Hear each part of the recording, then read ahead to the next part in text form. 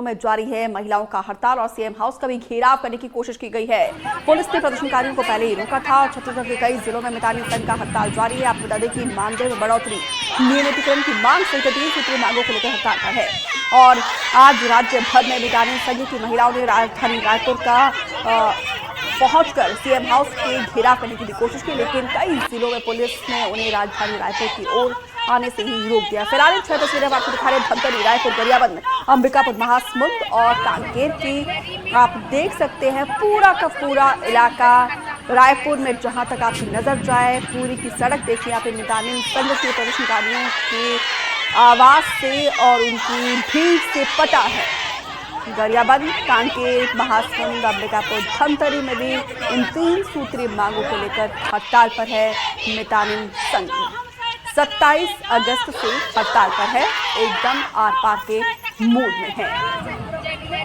तो अपनी मांगों को मनवाने की पूरी कोशिश यहाँ पर की जा रही है और ऐसे में आज देखिए यहाँ पे सीएम हाउस का घेराव करने की भी कोशिश की गई, लेकिन कई इलाकों में पुलिस ने प्रदर्शनकारियों को आगे बढ़ने से रोका था।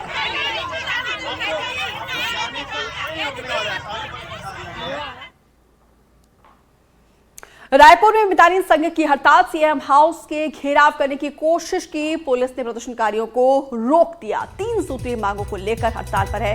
समझाइश के बाद से प्रदर्शन को खत्म कर दिया गया है। शांतिपूर्ण तरीके से वापस लौटी हैं महिलाएं। छत्तीसगढ़ के कई जिलों में मितानी संघ की हड़ताल जारी है और आज भी देखिए यहाँ पे महिलाओं के द्वारा मोर्चा खोला गया। सीएम हाउस का घेराव करने की कोशिश की गई, लेकिन पुलिस ने उन्हें रोक दिया। फिलहाल आपको बता दें कि ये हड़ताल, ये प्रदर्शन जो है अभी खत्म कर दिया गया है। प्रदेश भर की मितानिन अपनी मांगों को लेकर सीएम हाउस घेराव के लिए निकली हैं, लेकिन उन्हें यहां पर रोक लिया गया है। पुलिस बल उनको समझाइश दे रहा है कि इधर से आगे जाने की उनको अनुमति नहीं है और एडिशनल एसपी यहां पे मौजूद हैं। क्या बातचीत हुई है सर आपकी अभी मितानिन से? बातचीत चल रही है, सब सकारात्मक है?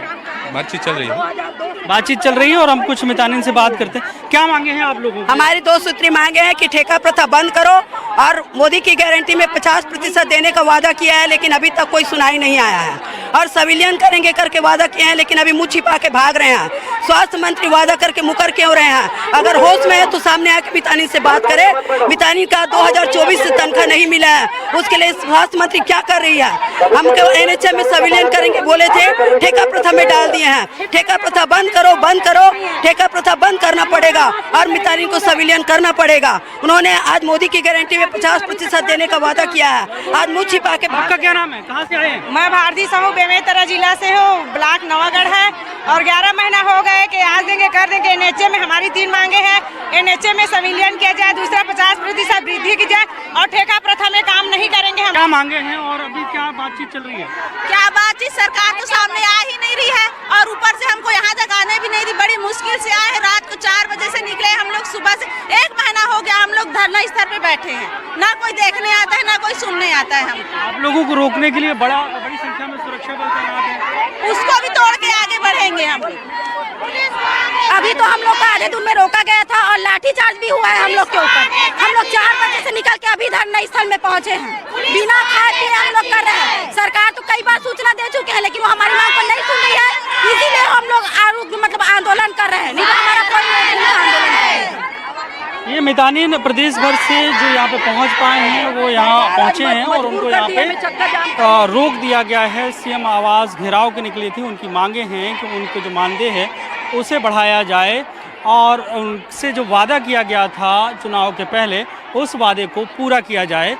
लेकिन उनका ये कहना है कि बीते 1 महीने से वो हड़ताल पे हैं, उनसे सरकार के किसी नुमाइंदे ने अभी तक बात नहीं की और अभी भी जो ऐसा सक्षम व्यक्ति हो जो उनकी बात माने सुने या किसी विभाग का मंत्री का विभाग है उनका प्रतिनिधि कोई यहाँ पे अभी पहुँचा नहीं है कि उनसे बात करें।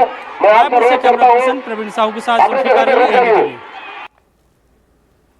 जुल्फिकार अली ज्यादा जानकारी के साथ लाइव जुड़ रहे हैं। जुल्फिकार, ऐसी क्या समझाइश यहाँ पे प्रशासन के द्वारा मितानी संघ की महिलाओं को दे दी गई कि उन्होंने प्रदर्शन को खत्म कर दिया?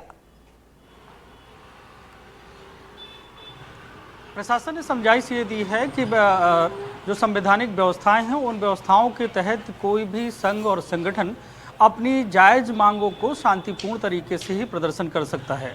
और उनको जो अनुमति दी गई थी कि जो बैरिकेटिंग है उससे करीब 100 मीटर की दूरी पर ही तक वो पहुंच सकते हैं। जो पुलिस प्रशासन ने बैरिकेटिंग लगाई थी और 3 लेयर में सुरक्षा बल तैनात किए थे, मतलब महिला पुलिसकर्मियों को तैनात किया गया था।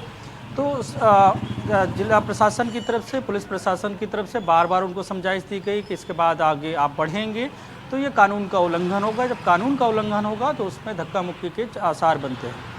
और ये समझाइश दी गई कि वो अगर महिलाएं प्रदर्शन कर रही हैं तो उन्हें रोकने वाली भी हमारी बेटी ही हैं और उनकी बेटियां हैं। उनके बीच में अगर वो क्लैश होता है और आगे बढ़ती हैं तो झूमा झटकी होगी, तो जिससे शारीरिक रूप से दोनों का नुकसान होगा। और ये समझाइश दी गई कि जो उनकी मांगें हैं और उनका जो ज्ञापन है वो एसडीएम और एडीएम जो जिला प्रशासन के प्रतिनिधि हैं उनके माध्यम से सरकार तक पहुंचा दिया जाएगा। और उनकी जो बातें हैं वो सरकार तक पहुंचा दी गई हैं। तो उनका जो प्रदर्शन था, मकसद था कि सरकार तक बातें पहुँचें, वो पहुँच गई। हालांकि इस दौरान जो संगठन के कुछ पदाधिकारी हैं वो ये भी कहते हुए नजर आए कि जब तक सरकार का कोई मंत्री नहीं आएगा तब तक उनका ये आंदोलन चलता रहेगा और वे घेराव में अड़े रहेंगे। लेकिन उनके प्रदेश अध्यक्ष ने बात की और उसके बाद उन्होंने ये ऐलान कर दिया कि प्रशासन से बात हो गई है और उनकी बात प्रशासन तक, सरकार तक पहुंचा दी जाएगी। और उन्होंने ज्ञापन दे दिया है और उससे वहाँ पे कार्यक्रम को स्थगित किया जाता है, आंदोलन को स्थगित किया जाता है। तो इस तरीके से प्रशासन की समझाइश के बाद और जो उनका संदेश देना था सरकार को, वो संदेश भी सरकार तक पहुंचा मीडिया के माध्यम से। और पुलिस प्रशासन और जिला प्रशासन के माध्यम से सरकार के लोगों, अधिकारियों तक तो बात पहुंची कि इतनी बड़ी संख्या में महिलाएं पहुंची। तब पहुंची जब जिलों से ये मितानिन महिलाएं निकली थी प्रदर्शन के लिए और उसके बावजूद उन्हें कई जगह पर रोका गया, जैसा कि मितानिनों ने बताया। और उन्होंने यहाँ तक कहा कि वो सुबह 4 बजे से अलग अलग जगहों से निकली, बिना खाए पिए अपनी मांगों को लेकर यहाँ तक पहुँची हैं। तो हम तस्वीरें जब वहाँ पे मौजूद थे तो देख रहे थे कि कितनी बड़ी संख्या में वो मितानिन हैं। और उनकी जो मांग है कि उनको जो मानदेय अभी दिया जाता है, उस मानदेय को जैसा वादा किया गया था कि 50% बढ़ा दिया जाएगा, वो नहीं बढ़ाया गया।